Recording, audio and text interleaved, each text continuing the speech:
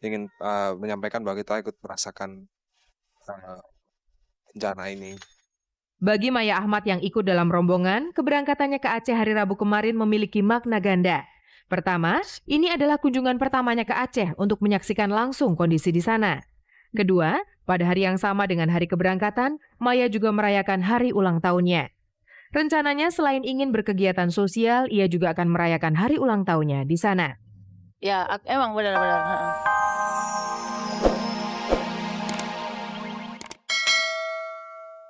Apa kabar pemirsa? Sore hari ini saya Ingrid Kansil kembali hadir bersama Kabar Kabari yang menyajikan kabar-kabar yang layak kami kabarkan karena kami Kabar Kabari. Pemirsa, tak ada kabar yang tak kami kabarkan karena kami Kabar Kabari. Pemirsa, kami mempunyai sebuah kabar menarik yang baru saja diliput tim redaksi kami.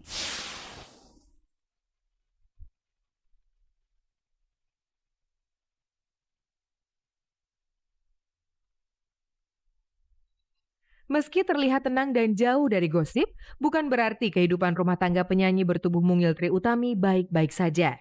Kabar yang terdengar, kehidupan perkawinan Trie Utami dengan suaminya Andi Analta Amir sedang dilanda persoalan. Adik kandung Purwacaraka itu dikabarkan akan menggugat cerai sang suami.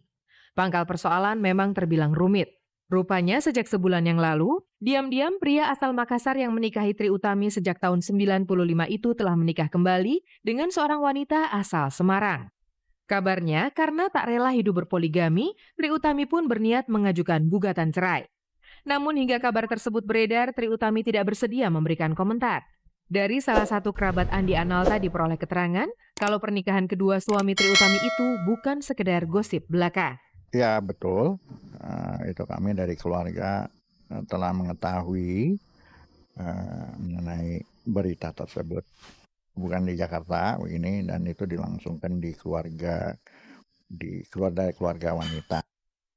Kapan pernikahan kedua itu dilangsungkan, Dr. Hafil Abdul Ghani mengaku tidak tahu pasti. Ia pun mengaku tidak mengerti apakah Trie Utami merelakan sang suami berpoligami atau menentangnya. Sekali lagi dari pihak ibu dan kami yang dituakan itu,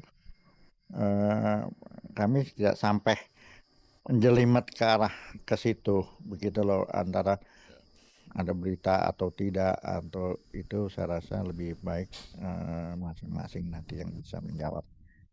Yang ia tahu hingga saat ini, status Trie Utami masih sebagai istri Andi Analta Amir. Setahu kami sih baik-baik ya. Sekali lagi ya, mereka sibuk ya dengan kesibukan sendiri-sendiri, apalagi Mbak Ii sebagai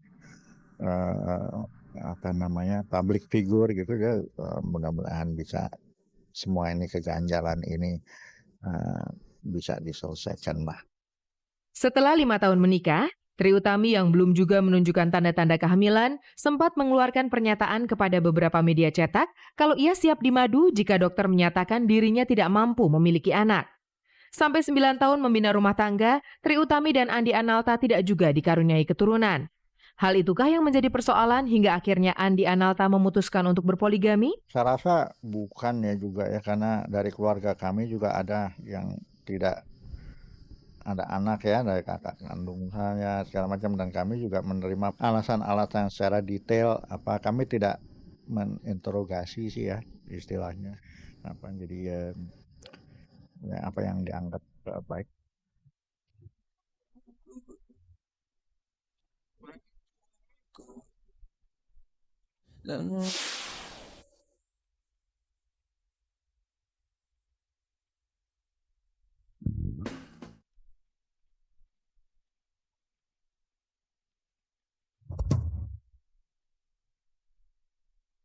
Rabu kemarin, Herman Felani memenuhi panggilan Polsek Ciputat untuk menjalani pemeriksaan berkaitan dengan laporan Rafita Datau. Usai menjawab pertanyaan polisi seputar kronologis kejadian, Herman Felani bersama kuasa hukumnya memberikan keterangan. Pemeriksaan tadi mengenai kejadian pada malam itu. Bukan penganiayaan, tetapi kita anggap itu sebagai refleks karena handphone itu ada di tangan waktu itu. Sebelum kasus ini menjadi rumit, Herman Felani telah menyatakan permohonan maafnya melalui telepon genggam kepada Rafita. Mutia Datau, sang istri pun sempat menemui Rafita di rumah Nunuk Datau, adik bungsu mereka, dan membicarakan perdamaian. Menurut sang istri, ketika itu Rafita menyetujui jalan damai. Namun entah kenapa Rafita tidak juga mencabut laporan. Nanti kalau ada infotainment, beres ya, selesai Fit ya. Oke, no comment. Terus gimana handphonenya Kak Eman yang ada di polisi? Yang barang bukti. Kalau gitu kamu cabut ya, beres, cabut. Ternyata enggak, malah diterusin. Dan saya dengar juga kemarin dari teman-teman kita mau ke Komnas HAM wanita. Tuh kalau azas damai kekeluargaan itu ya bisa-bisa saja. Bisa-bisa saja. Harusnya saya melapor karena ini kan tidak menyenangkan. Meski terus mengupayakan jalan damai, Herman tetap mempersiapkan langkah hukum jika kasus yang bermula dari pertengkaran kecil suami istri ini terus bergulir ke meja hijau. Kalau memang dia masih keras terus, saya tetap defense sekarang ini.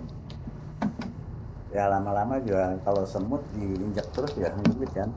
Persoalan satu belum lagi tuntas, persoalan lain datang menghadang. Herman Felani dan Mutia Datau sepertinya tidak habis-habis didera cobaan. Kali ini menimpa putra sulung mereka, Aditya Felani Putra. Senin kemarin, Aditya bersama dua temannya digiring ke kantor polisi setelah kedapatan membawa narkotika jenis ganja di mobil milik keluarga Herman Felani yang dikemudikan Aditya. Ya nggak ada masalah karena dia ikut temennya, ya temennya mengakui barang-barang bukan barangnya dia. Meski terbebas dari status sebagai tersangka pemilik barang haram itu, Aditya belum bisa melenggang bebas.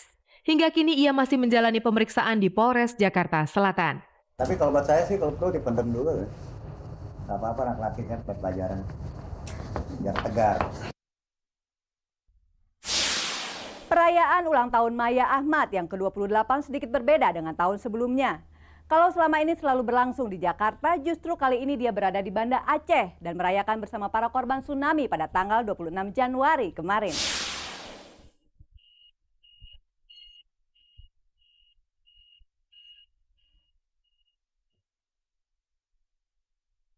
Gambar ini kami rekam saat sejumlah selebritis ini hendak lepas landas menuju Serambi Mekah yang sedang porak-poranda disapu gelombang tsunami. Bukan untuk menggelar konser kemanusiaan, kedatangan Dhani Ahmad bersama dua personel Dewa serta Ari Lasso, Agnes Monica, Maya Ahmad dan Tere hanya sekedar untuk berbagi kasih dengan mengunjungi langsung korban bencana alam di sana. Selain memberikan sumbangan, hanya dengan cara inilah mereka bisa mengungkapkan rasa simpati yang dalam kepada masyarakat Aceh yang berhasil selamat. Ya mungkin ini kegiatan ini nomor satu adalah wujud rasa bela sungkawa rekan-rekan artis. Sebelum ke silaturahmi adalah rasa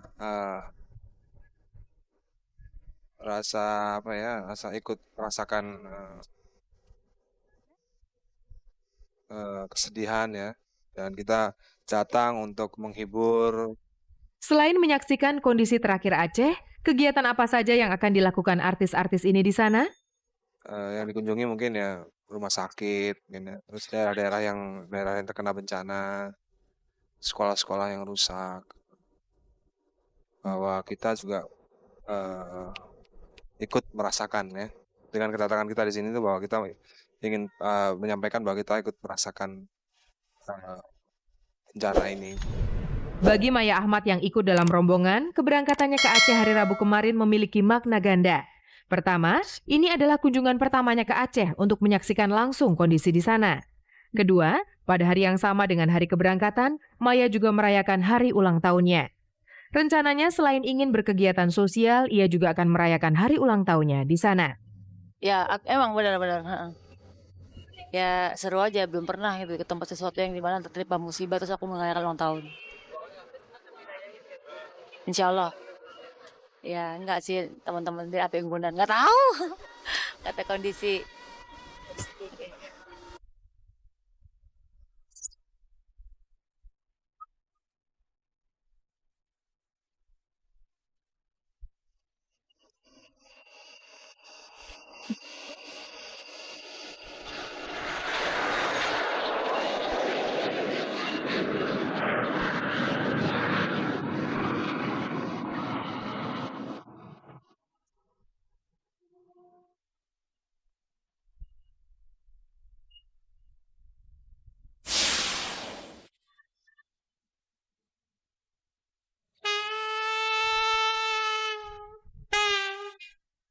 Tak banyak kabar yang terdengar dari bintang gaek Roy Marten.